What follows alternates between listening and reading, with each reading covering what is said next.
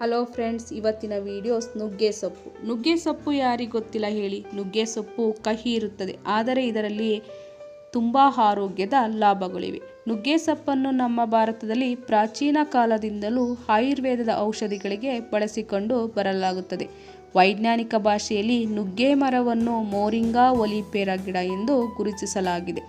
ಕೆಲವರು ಇದನ್ನು ಮಾಂತ್ರಿಕ ಸೊಪ್ಪು ಎಂದು ಬಲವಾಗಿ ನಂಬಿದ್ದಾರೆ.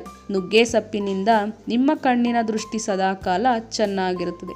ಸಂಶೋಧನೆಗಳ ಪ್ರಕಾರ ಈ ಸಮಸ್ಯೆಗೆ ಪರಿಹಾರ ಎಂದರೆ ಹಸಿರು ತರಕಾರಿಗಳು ಮತ್ತು ಸೊಪ್ಪು ನಿರಂತರವಾಗಿ ಸೇವಿಸುತ್ತಿದ್ದರೆ ಅದರಲ್ಲಿರುವ ವಿಟಮಿನ್ ಎ ಮತ್ತು ಬೀಟಾ ಕ್ಯಾರೋಟಿನ್ ಅಂಶ ಉತ್ತಮ ದೃಷ್ಟಿಯನ್ನು ಕಾಪಾಡಿಕೊಳ್ಳಲು ಸಹಾಯ ಮಾಡುತ್ತದೆ.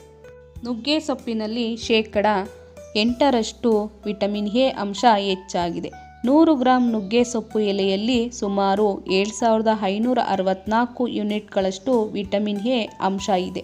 ಸಂಶೋಧನೆಯ ಪ್ರಕಾರ 100 ಗ್ರಾಂನಷ್ಟು ನುಗ್ಗೆ ಸೊಪ್ಪಿನಲ್ಲಿ 70 ಮಿಲಿಗ್ರಾಂನಷ್ಟು ಲ್ಯೂಟಿನ್ ಅಂಶ ಇದೆ.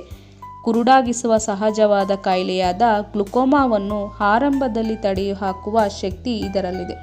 ಆದ್ದರಿಂದ ನುಗ್ಗೆ ಸೊಪ್ಪನ್ನು ವಾರದಲ್ಲಿ 2-3 ದಿನ ತಿನ್ನಬಹುದು. ಮಕ್ಕಳಿಗೂ ಇದನ್ನು ತಿನ್ನಲು ಕೊಡುವುದು ಸೂಕ್ತ.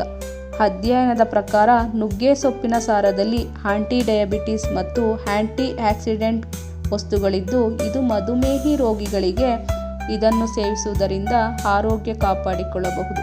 ಇದರಲ್ಲಿ ವಿಟಮಿನ್ ಡಿ ಅಂಶ ಇದ್ದು ಮನುಷ್ಯನ ದೇಹದಲ್ಲಿ ಇನ್ಸುಲಿನ್ ಮಟ್ಟ ಹೆಚ್ಚಾಗುವಂತೆ ತಡೆಗಟ್ಟುತ್ತದೆ. ಇಮ್ಯುನಿಟಿಯನ್ನು ಹೆಚ್ಚಿಸುತ್ತದೆ. ಖಾಲಿ ಹೊಟ್ಟೆಗೆ ನುಗ್ಗೆ ಸೊಪ್ಪು ನೀರು ಕುಡಿಯುವುದರಿಂದ ನಮ್ಮ ಆರೋಗ್ಯ ಕಾಪಾಡಿಕೊಳ್ಳಬಹುದು. ಕೂದಲಿನ ಸಮಸ್ಯೆ ಇರುವವರು ನುಗ್ಗೆ ಸೊಪ್ಪಿನ ಜ್ಯೂಸ್ ಕುಡಿಯುವುದರಿಂದ ಕೂದಲು ಉದುರುವುದನ್ನು ತಡೆಗಟ್ಟಬಹುದು.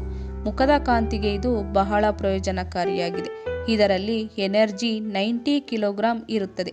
ವೈಟಮಿನ್ ಇ 500 ಮಿಲಿಗ್ರಾಂ ಇರುತ್ತದೆ. ಮೆಗ್ನೀಷಿಯಂ 42 ಮಿಲಿಗ್ರಾಂ ಇರುತ್ತದೆ.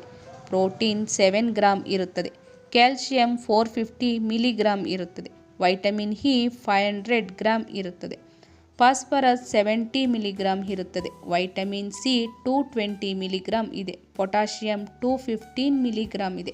ಇಷ್ಟೆಲ್ಲ ಇರುವ ನುಗ್ಗೆ ಸೊಪ್ಪನ್ನು ದಿನನಿತ್ಯ ಸೇವಿಸುವುದರಿಂದ ಆರೋಗ್ಯವನ್ನು ಉತ್ತಮವಾಗಿಟ್ಟುಕೊಳ್ಳಬಹುದು.